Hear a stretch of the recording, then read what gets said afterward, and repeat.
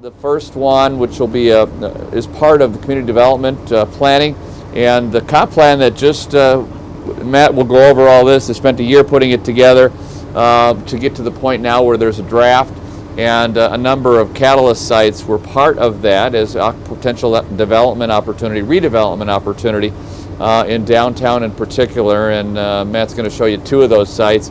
One from that initial stage over by Lake George that kind of goes through, and the Lady Slipper lot I think you're going to be going through, and then one particular redevelopment that I've been advocating for a long time, and that is you'll go next to the Rivers Edge Convention Center where the Empire apartment building is.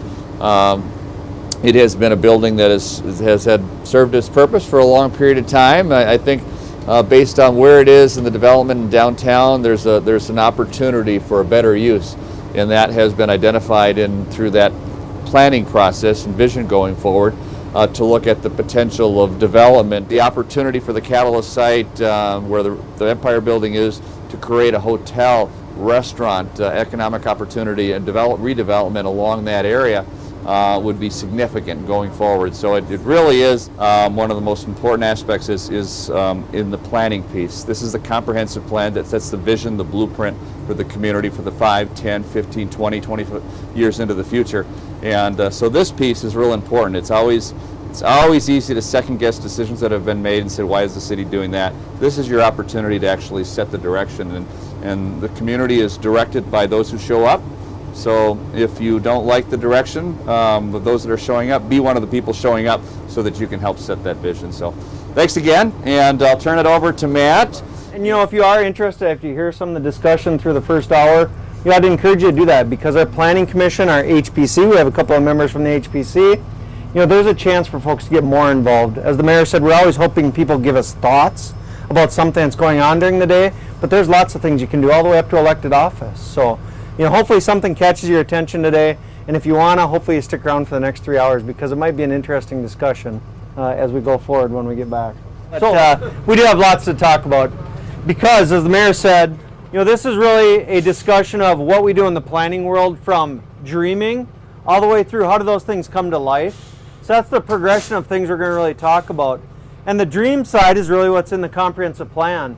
And we're right now at the first step of that process. What are we going to be for the next 20 years? And what are the projects that might proceed to make that happen? So that's where we're at now, and we're going to show you some examples of, as we look out into the world, we say, ooh, that might be one of these. What do we think about that?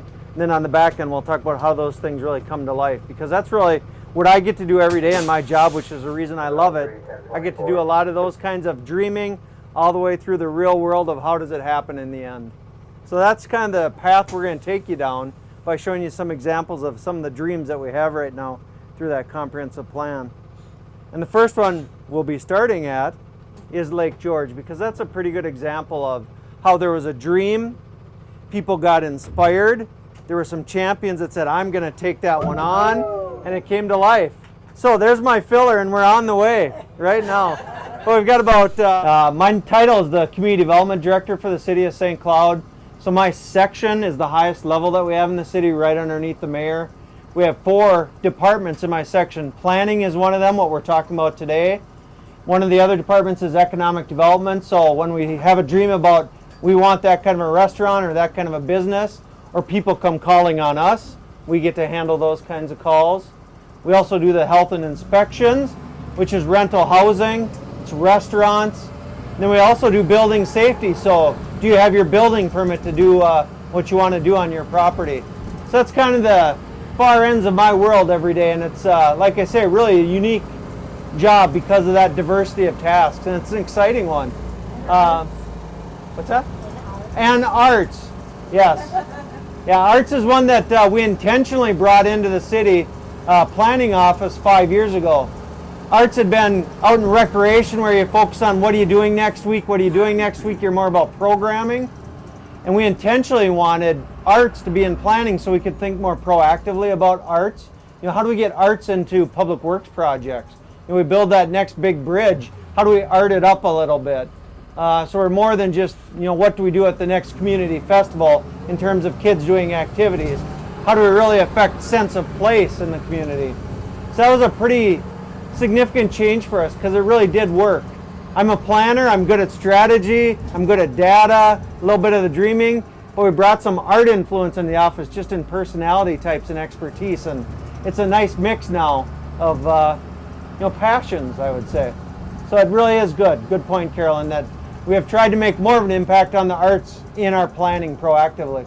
Boy, we're lucky to have a lot of different partners in St. Cloud that really step up when need be. Greater St. Cloud Development Corporation is just one example of where folks of a like mind, they united around their private dollars to form an organization in that case that really is charged with leading private development and helping it through the process. So I think that's one example of where a lot of different business folks came together around an idea. St. Cloud State and the city's relationship over the last 10 years has just been exceptional. I've always worked in my prior jobs in university communities. I've never seen that level of commitment to each other. I think it really is a unique opportunity that we have here, where it's the funding of police officers that was just done in the last couple of years here. A lot of different ways that university and city and St. Cloud just come together. And education, St. Cloud Community Technical College, it's not just SCSU, so YMCA, medical, we're strong in eds and meds, education and medicine, so we're fortunate to have those two players that are on our side.